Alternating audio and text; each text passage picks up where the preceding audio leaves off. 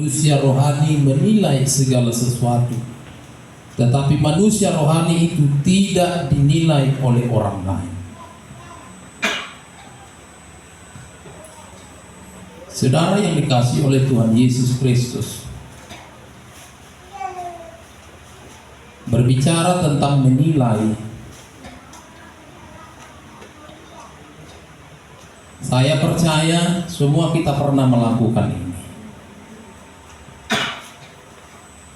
Engkau sebagai istri, sebelum engkau menilai orang lain yang terdekat dengan engkau, pasti engkau sudah menilai suamimu. Kalau ada perubahan dalam hidupnya, pasti engkau tahu, dan engkaulah orang yang pertama mengetahui itu. Demikian suami menilai istri. Orang tua pun menilai anak-anaknya. Kemarin anak kita mungkin masih duduk di bangku sekolah dasar. Sekarang dia sudah beranjak kepada sekolah menengah. Sekolah menengah pertama. Maka ada perubahan-perubahan yang mungkin secara nyata-nyata dari casingnya kita sudah melihat yang tadinya dia memakai uniform merah putih atau putih merah sudah berganti menjadi putih biru atau biru putih. Dan tidak hanya sebatas perubahan secara casingnya saja, dia sudah masuk dalam kategori remaja. Pola pikirnya, pergaulannya, interaksinya, dan tingkah-tingkahnya sudah mulai mengalami nilai-nilai yang bergeser untuk menggenapi statusnya yang sudah berubah dari kanak-kanak menjadi remaja.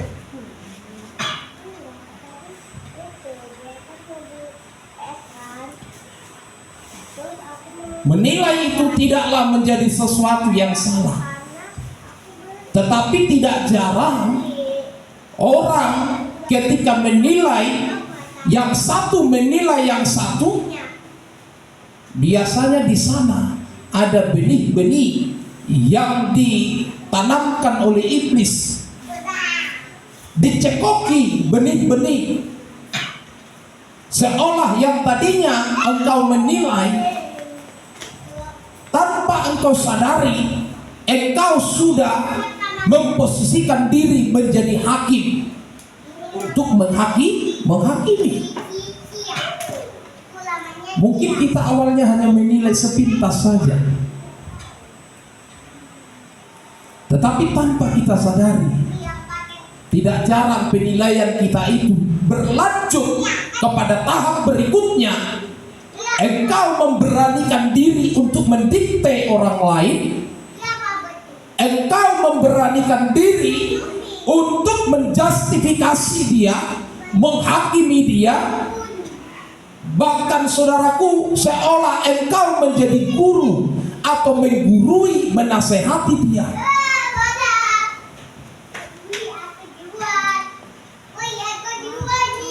Firman Tuhan katakan, manusia rohani menilai segala sesuatu.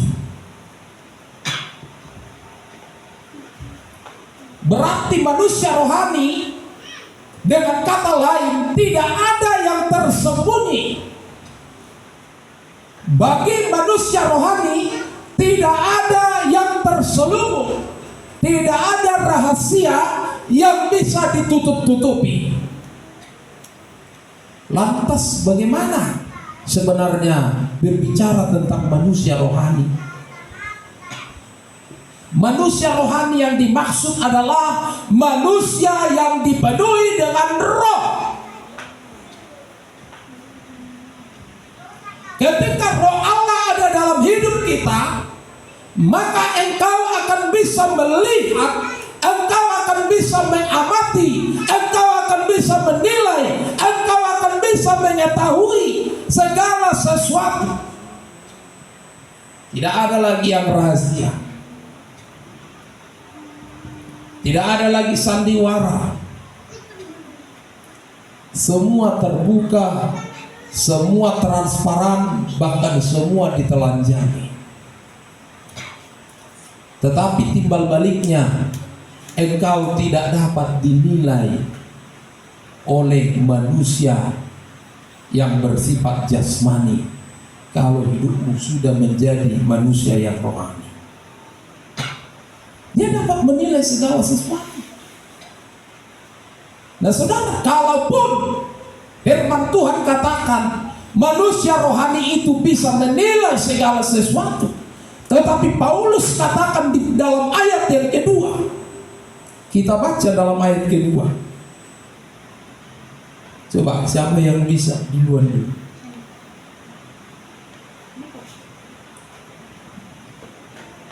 Satu Korintus 2 ayat 2. Ayo cepat, dengan cepat.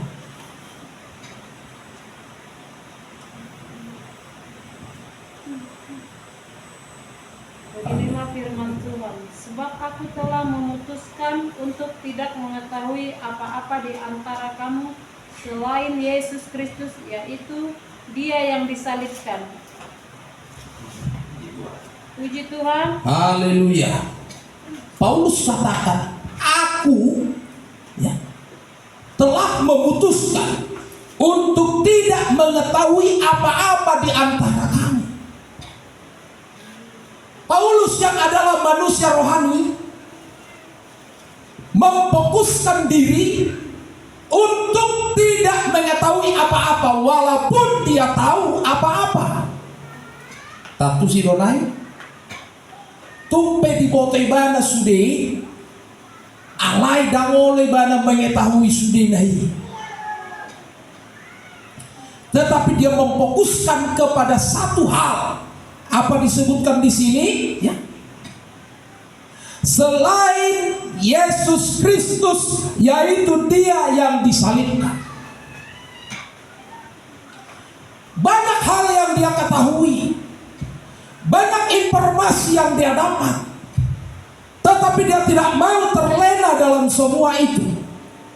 Ada masukan dari timur, ada informasi dari barat, ada pesan dari si A, ada pesan dari si B.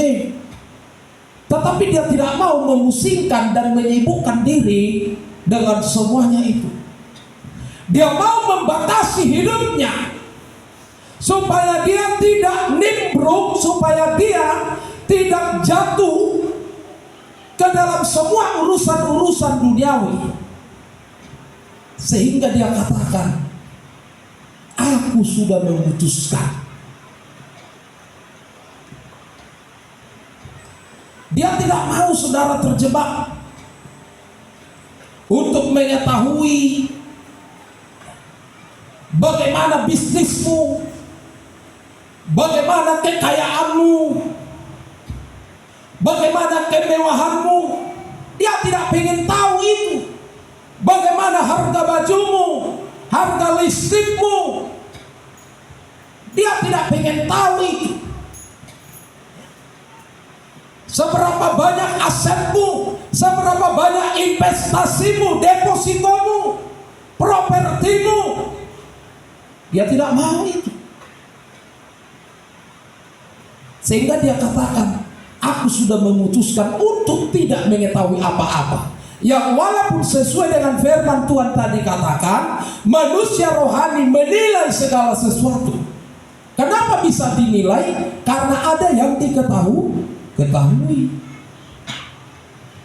Omong kosong, bagaimana kita menilai orang kalau kita nggak tahu, nggak mengetahui orang itu, tidak dapat suplai atau sumber informasi, bagaimana kita menilai itu? Nggak mungkin itu, saudara kekasih. Walaupun dia mengetahui, walaupun dia punya kemampuan untuk menilai, tetapi dia katakan, aku memutuskan tidak mengetahui apa-apa dalam diri kalian.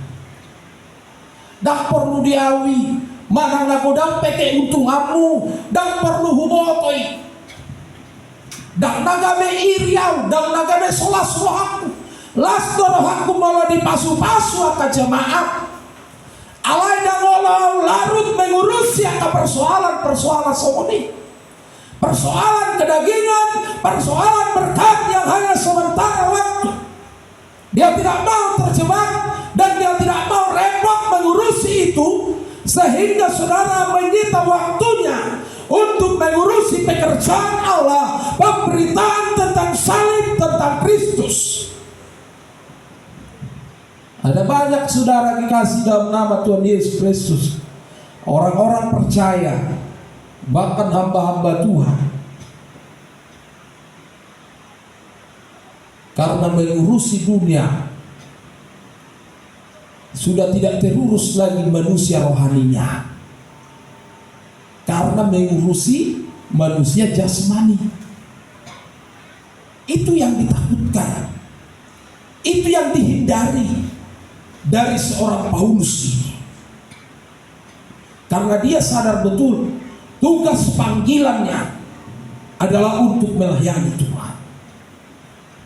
Tugas panggilannya bukan untuk memperkaya diri, bukan untuk mengumpulkan kekayaan, bukan.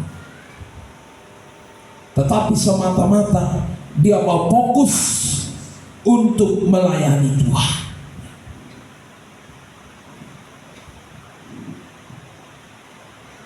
Karena sola-solana mulu gudang jemaat dapat bisnis, apalagi par bisnis kelas papan atas, mulu gudang jemaat nak kanamora dan sola-solana, las-solana.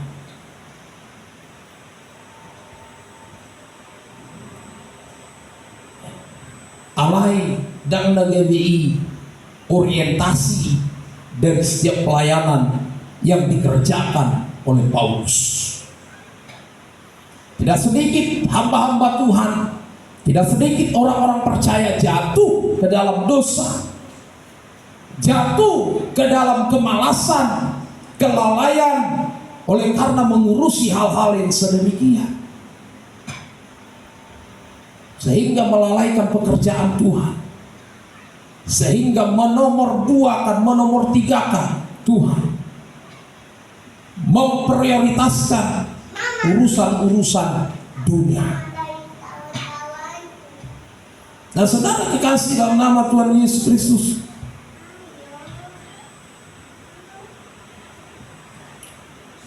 Paulus tidak mau sibuk dalam semuanya itu. Sebabnya kalaupun kita mengetahui segala sesuatu, baiklah kita mengambil sikap seperti sikap daripada seorang Paulus.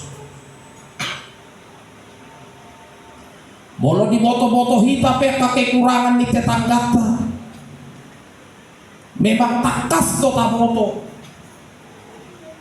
nata-nata do memang persoalan. Ale fokus mahita melayani, unang larut kita di dalam persoalan tetangga, di dalam persoalan yang lain-lain yang aneh-aneh. Karena itu akan mengotori pikiran kita. Itu akan membuat konsentrasi dan fokus kita untuk melayani terganggu. Sehingga kalaupun kita mungkin datang melayani, kalaupun mungkin kita datang beribadah, pikiran kita terkadang sudah terbagi dan tidak dengan sepenuh hati lagi. Kembali kita kepada firman Tuhan. Manusia rohani menilai segala sesuatu, tetapi ia sendiri tidak dinilai oleh orang lain. Ketika Yesus diperhadapkan dalam satu pengadilan, yaitu dibawa ke hadapan mahkamah agama, ada banyak saksi yang ditanyai dan dimintai keterangan tentang persoalan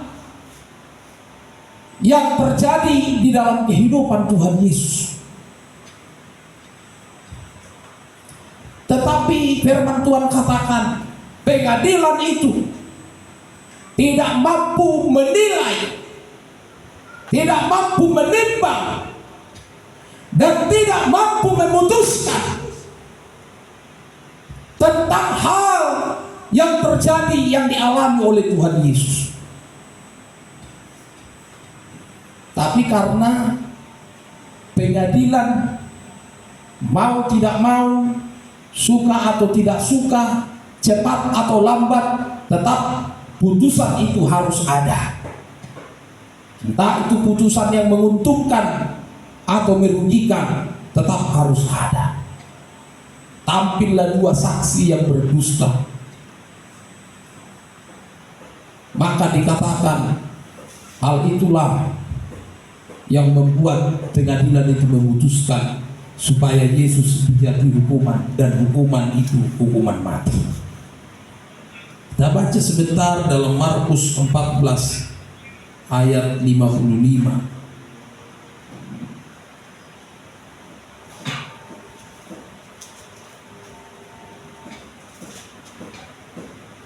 Markus 14 ayat 55 dan ayat yang ke-56.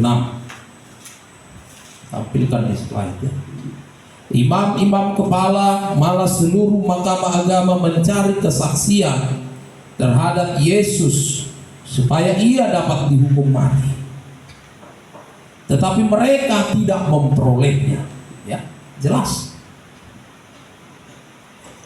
Banyak juga orang yang mengucapkan kesaksian palsu terhadap dia, tetapi kesaksian itu tidak sesuai yang satu dengan yang lain. Sudah banyak saksi, bahkan saksi palsu sekalipun tidak dapat bersesuaian keterangannya dan tidak dapat dijerat Yesus untuk masuk dalam hukuman mati. Udah banyak ini. Lalu karena harus ada keputusan, dalam ayat yang ke-57 dikatakan firman Tuhan sampai dengan ayat yang ke-64. Lalu beberapa orang naik saksi melawan dia dengan tuduhan palsu ini. Kami sudah mendengar orang ini berkata, aku akan merebuhkan bait suci buatan tangan manusia ini, dan dalam 3 hari akan kudirikan yang lain yang bukan buatan tangan manusia. Dalam hal ini pun kesaksian mereka tidak sesuai yang satu dengan yang lain. Tetap tidak sesuai, ya. Kita runut dulu. Udah jelas firman Tuhan katakan. Naik lagi saksi berikutnya, tetap tidak sesuai. Ayat 60. Maka imam besar bangkit berdiri di tengah-tengah sidang dan bertanya kepada Yesus, katanya, tidakkah engkau memberi jawab atas tuduhan-tuduhan saksi-saksi ini terhadap engkau? Tetapi ia tetap diam dan tidak menjawab apa-apa. Imam besar itu bertanya kepadanya sekali lagi, katanya, apakah engkau Mesias, anak dari yang terpuji? Jawab Yesus, akulah dia, dan kamu akan melihat Anak Manusia duduk di sebelah kanan yang Maha Kuasa dan datang di tengah-tengah awan-awan di langit. Maka imam besar itu mengoyakkan pakaiannya dan berkata, untuk apa kita perlu saksi lagi? Kamu sudah mendengar hujatnya terhadap Allah, bagaimana pendapat kamu? Lalu dengan suara bulat mereka memutuskan bahwa dia harus dihukum mati. Sebenarnya Yesus tidak memiliki kesalahan. Sudah banyak saksi, bahkan saksi palsu pun keterangan itu tidak cukup. Akhirnya apa? Yesus dikriminalisasi. Tahu kan dikriminalisasi? Yang tidak berdosa dikatakan berdosa. Artinya keputusan yang dipaksakan. Walau baru terjadi di Indonesia soal kasus si Ahok nih. Dipaksa Ahok mah, era songon iman. Nah saudara kekasih dalam nama Tuhan Yesus Kristus, ketidakmampuan dunia ini untuk mendikte, untuk menilai, untuk mengadili setiap pribadi yang hidup dalam rohani sesuai dengan standar Allah, memiliki roh Allah, maka dia tidak akan dapat dinilai oleh apapun juga. Nah, kalaupun jalan satu-satunya Yesus harus dikriminalisasi, dan dibalik itu pun merupakan penggenapan Yesus harus mati sebagai korban penebus dosa kesalahan umat manusia. Yang mau tidak mau itu harus digenapi. Nah saudara kekasih dalam nama Tuhan Yesus Kristus, begitulah kehidupan orang-orang percaya. Artinya kita tidak gampang dinilai oleh apapun. Kalau engkau bertekun mengikut Tuhan, kualitasmu, statusmu adalah kualitas yang diperhitungkan, status yang tinggi harganya dan nilainya. Dan gabe gampang behita, dan gabe recehan behita, dan gabe kaleng-kaleng behita, gampang joma mendikte kita. Molo gampang-gampang joma menilai kita herera sama dia do prasapa. Seolah-olah kita manusia murahan, kaleng-kaleng, recehan. Aku nggak bego, tak ada bego. Molo torin nahalak tuh kita kan. Wah, terus semua mang semangat saat pola ni dokjol masuk ni. Asai be bapaknya, aku tak ada bego. Unak pola lanjut topik, kau mau taben non ujung ni hatam. Kan semua na recehan dong, semua na ahadu kita. Artinya derajat kita tinggi. Orang lain tidak begitu gampang untuk mencibir engkau. Orang lain tidak begitu gampang untuk menjudge engkau, menghakimi engkau. Ketika ada atribut surgawi, yaitu roh Allah dalam hidup kita, menjadi jati diri kita, maka hidup kita dibungkus, diproteksi oleh Allah, sehingga tidak gampang menerawang yang sudah dibungkus, dibalut oleh kuasa darah Yesus, oleh kuasa Roh Kudusnya. Jadi tidak semua orang bisa menerawang engkau. Kau menjadi manusia yang dilindungi oleh Tuhan. Kekasih dalam nama Tuhan Yesus Kristus.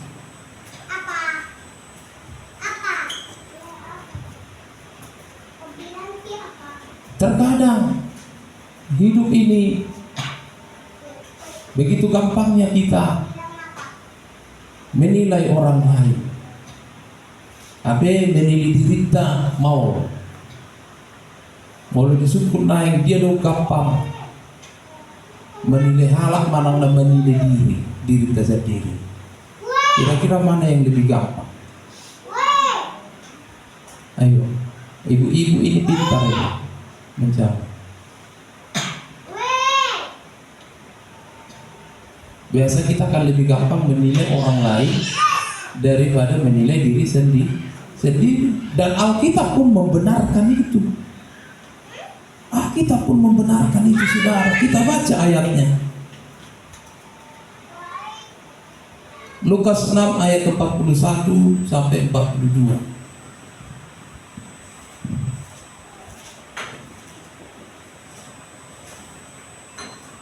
Lukas 6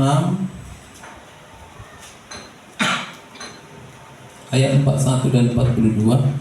Mengapakah engkau melihat selumbar di mata saudaramu sedangkan balok di dalam matamu sendiri tidak engkau ketahui? Bagaimanakah engkau dapat berkata kepada saudaramu, saudara, biarlah aku mengeluarkan selumbar yang ada di dalam matamu, padahal balok yang di dalam matamu tidak engkau lihat? Hai orang munafik, keluarkanlah dahulu balok dari matamu, maka engkau akan melihat dengan jelas untuk mengeluarkan selumbar itu dari mata saudaramu. Gampang kita melihat hanya selumbar di mata saudara kita, tetapi balok yang lebih besar dari selumbar itu di mata kita tidak bisa lihat. Artinya Alkitab membenarkan gampang do HP kita menilai hal lain daripada menilai diri kita. Alai di bawah tu hita status sebagai orang munafik do hita, mau terlalu sering hita menilai halak HP timbal balik na menilai diri sendiri, terlalu sering kita lupa. Atan itu waktu nama dokpodi munafik mahita di sini.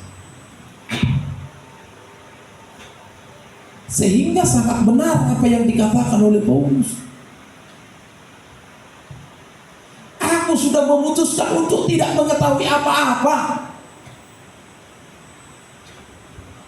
Mau untung banyak engkau untunglah. Ya kalaupun engkau traktir saya makan, ya puji Tuhan. Tetapi aku tidak urusi itu, entah hasil korupsi kah itu, entah hasil tilap-tilap kah itu, entah hasil tipu-tipu kah itu. Urusan mula itu sama Tuhan.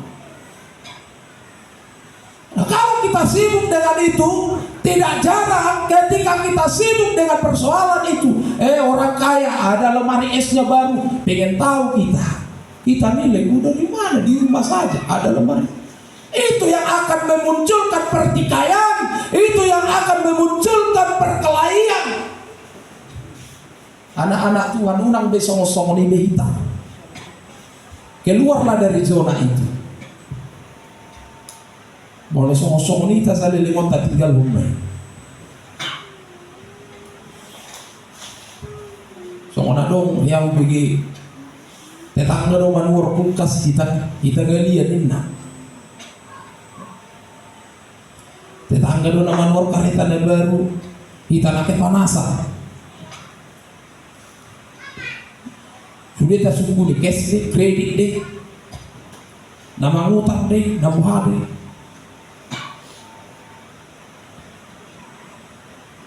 Mau sibuk deh tak mengurusi. Dan boy beture anon jolma partobioto. Manusia kerohanian kita ini terlantarkan, terlalaikan. Jadi nading gado nedok ni si Paulusi. Sokoni mahita.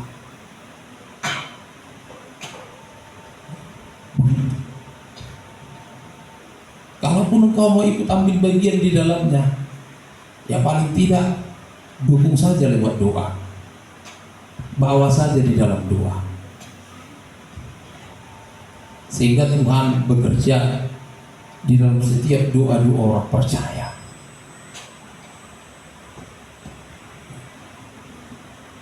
Di dalam kitab Lukas 12 ayat 54 sampai dengan 56.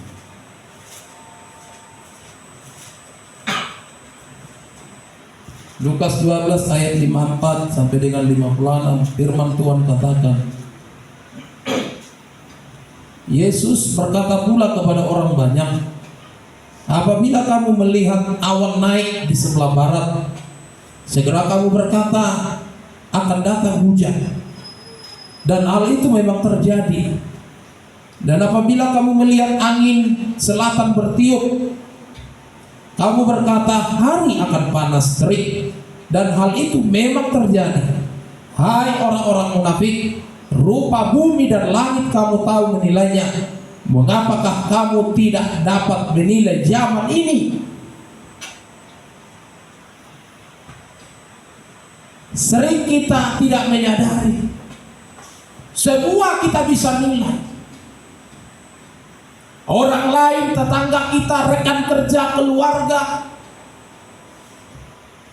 bahkan rupa langit, rupa bumi, cuaca, awan, semua kau bisa nilai. Engkau bisa prediksi akan terjadi hujan, akan terjadi musim ini, musim itu.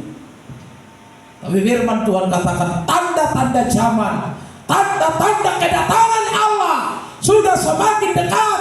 Engkau tidak bisa menilai, engkau tidak pusing dalam persoalan itu. Tentang zaman yang sudah semakin tidak karu-karuan, engkau tidak dapat menilai tanda-tanda zaman. Sibuk mahita menilai. Ngaro kuku-kuku jauh nami, oh nehro nama tamu. Songonadong hidung habagi naki dubere gize Indonesia burung gagak, oh nalawadong dengan mate. Dalam hal-hal semoni, bahkan terkadang mahir lo kita.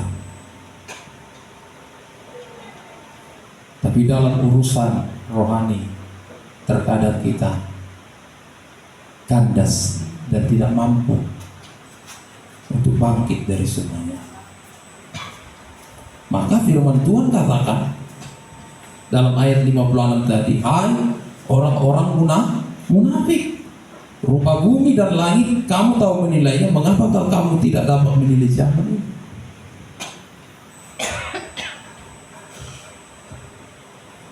Untuk kedua kalinya firman Tuhan ini katakan, hai orang-orang munafik.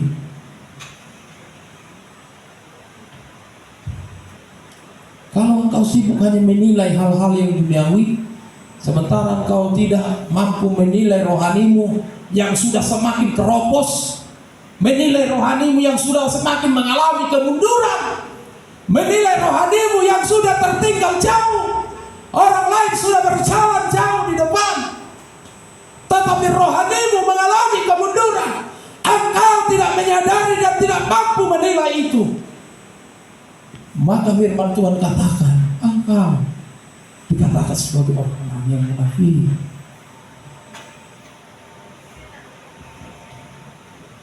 Ini perlu menjadi perenungan bagi kita.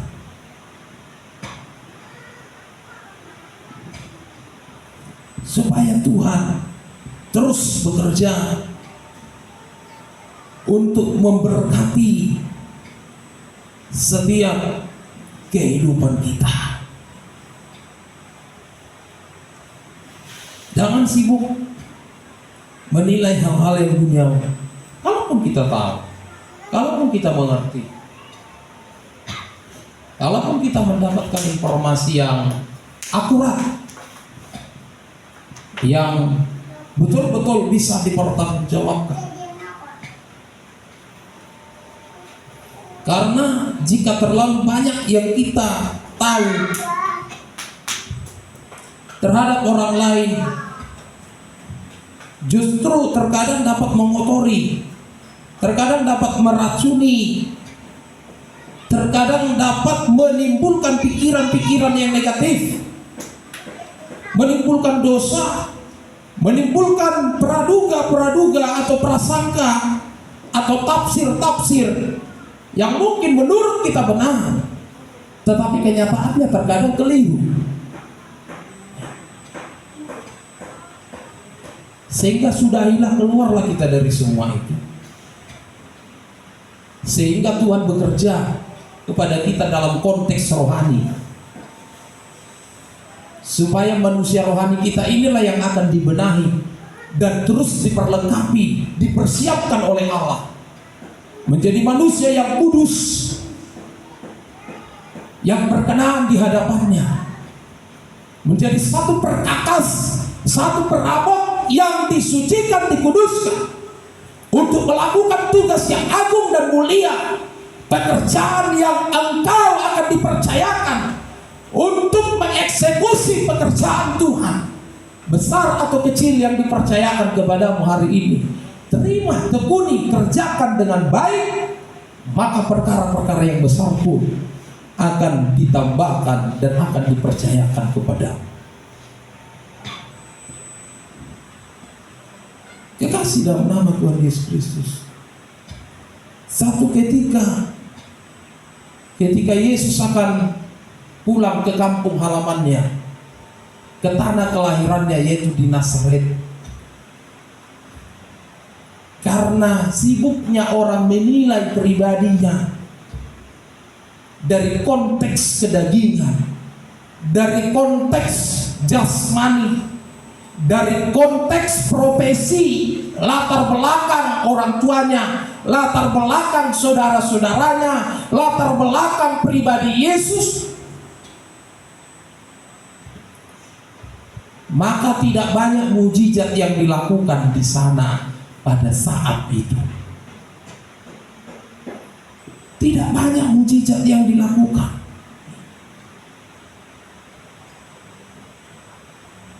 Dalam Matius pasal 13,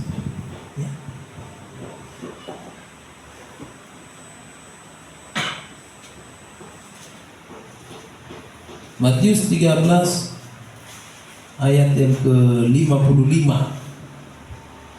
sampai 57. Bukankah ia ini anak tukang kayu? Bukankah ibunya bernama Maria dan saudara-saudaranya Yakobus, Yusuf, Simon, dan Yudas?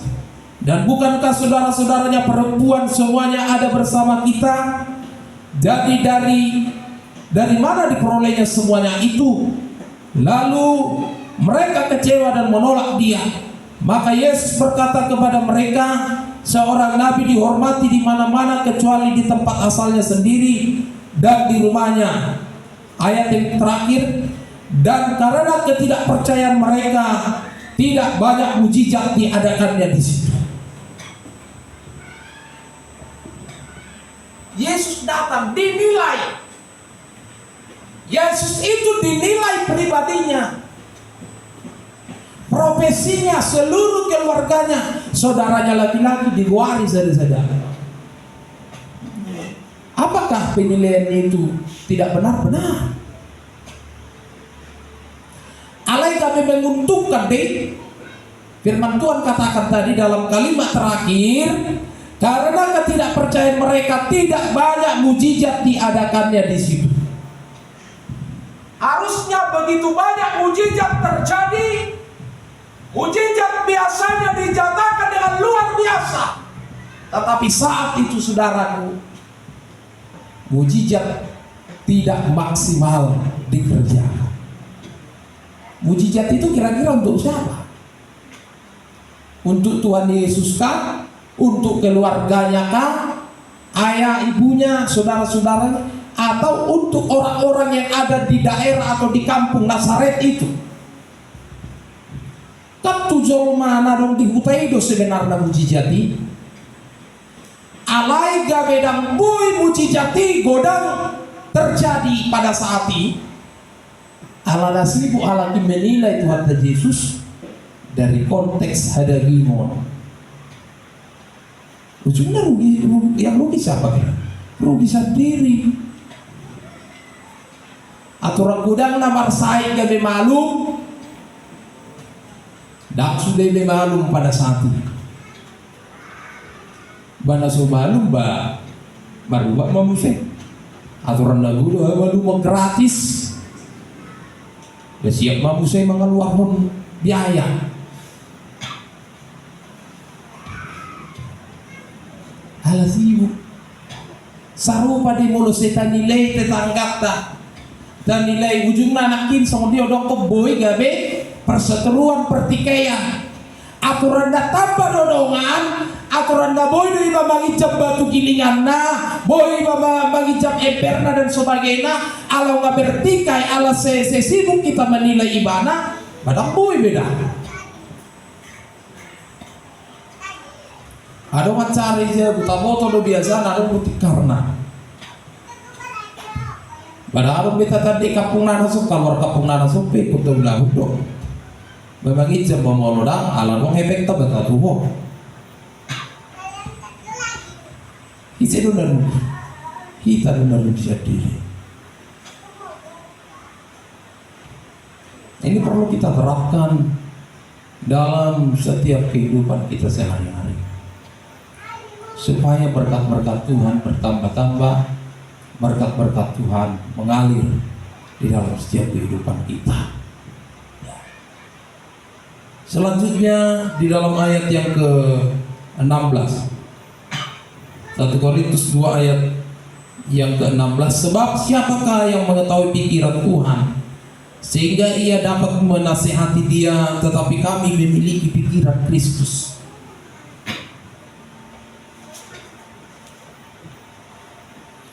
Yang mengetahui pikiran Tuhan sudah pasti orang yang memiliki pikiran Kristus.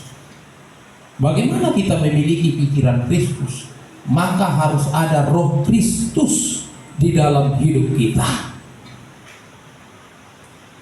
Kita baca dalam ayat yang ke-11, 1 Korintus 2 ayat 11.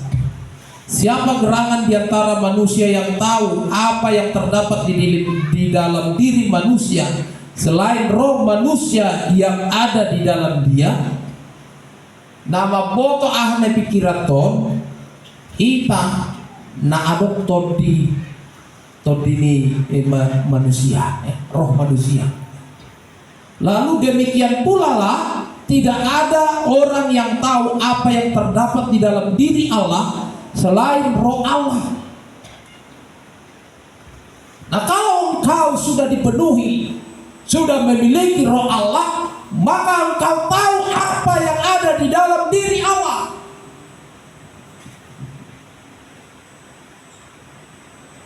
Sehingga Paulus katakan dalam ayat yang ke-16 tadi, kalimat terakhir, tetapi kami memiliki pikiran Kristus. Kami itu maksudnya bukan Allah, tetapi adalah Paulus. Bukan terlalu lancang dia berkata itu, saudara, karena memang itulah realnya. Kami memiliki pikiran Kristus. Kenapa dia mampu berkata demikian? Karena dia sudah dipenuhi dengan roh Allah. Maka pikiran Kristus itu ada dalam. Kalau sudah pikiran Kristus, maka dia mengetahui apa yang ada di dalam Allah itu sendiri. Ayat yang ke-10, ya.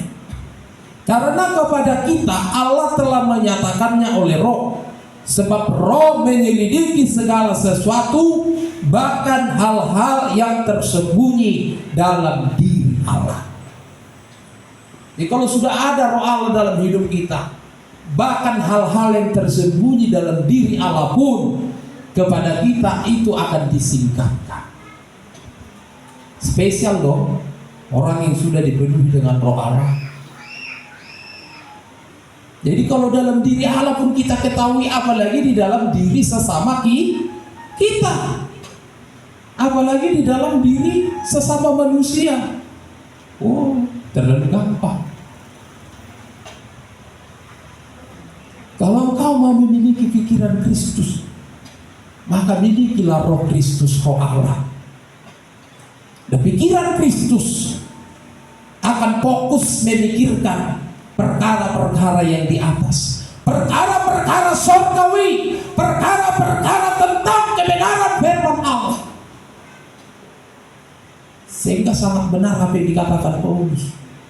Kalau pikirannya pun sudah menjadi pikiran Kristus, maka fokusnya pun untuk mengetahui, untuk memikirkan segala sesuatu yang bersifat keilahian Allah itu sendiri. Sehingga hidupnya semakin dimantapkan, hidupnya semakin diperlengkapi. Tohoma di padalan ibana tohonani, tohoma di padalan ibana panggilan yang sudah diberikan Allah dalam hidupnya. Tidak percuma saudaraku dia berubah dari penganiaya, dia mengalami perubahan drastis, dia bertobat dan dia menjadi pelayan Allah. bukan lagi menjadi pelayan yang suap-suap kuku. Dia tidak terlalu lagi memusingkan hidupnya, mengkhawatirkan hidupnya dengan hal-hal yang bersifat duniawi, karena dia sudah memiliki pikiran Kristus. Mulai laknon tapatik koma di bagasa rohata tahatau pasongan hata di sipaudusi. Di dalam ayat yang kedua, sebab aku telah memutuskan untuk tidak mengetahui apa-apa di antara kamu selain Yesus Kristus.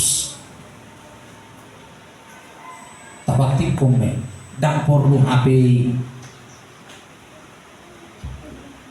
gabi sumber persoalan don noni, gabi akar pahit don noni, gabi perseteruan deh, gabi don dalam jalan bintas di perbedaan, dan perlu HP saya mata radoti akau dota udon di Tuhanon, asagabi Tuhan ganon, asagabi Tuhan dameon, asagabi tu dalan di pasu-pasu, lam di pasu-pasu Tuhan mahita di bagasan keluarga perkarejuanta di bagasan pelayanan masing-masing. Tuhan akan semakin memberkati kita. Sibuklah melakukan pekerjaan Tuhan. Ada banyak hal yang bisa kita kerjakan, yang masih perlu kita pikirkan, membutuhkan pemikir-pemikir di dalam pelayanan Tuhan untuk kemajuan pekerjaan pelayanan Tuhan, supaya Tuhan boleh dipermuliakan. Sedikit dari kebenaran firman Tuhan yang datang kepada kita pagi siang hari ini, biarlah lewat firman Tuhan ini menjadi perenungan bagi kita, supaya ada percepatan berkat-berkat Allah dipercepat dalam hidup kita. Mulailah kita singkirkan segala hal-hal yang duniawi, karena itu akan merintangi berkat Allah untuk ditransfer di dalam setiap hidup kita. Terpujilah, dimuliakanlah Tuhan kita Yesus Kristus hari ini sampai selama-lamanya. Puji Tuhan. Amin. Mari kita bangkit.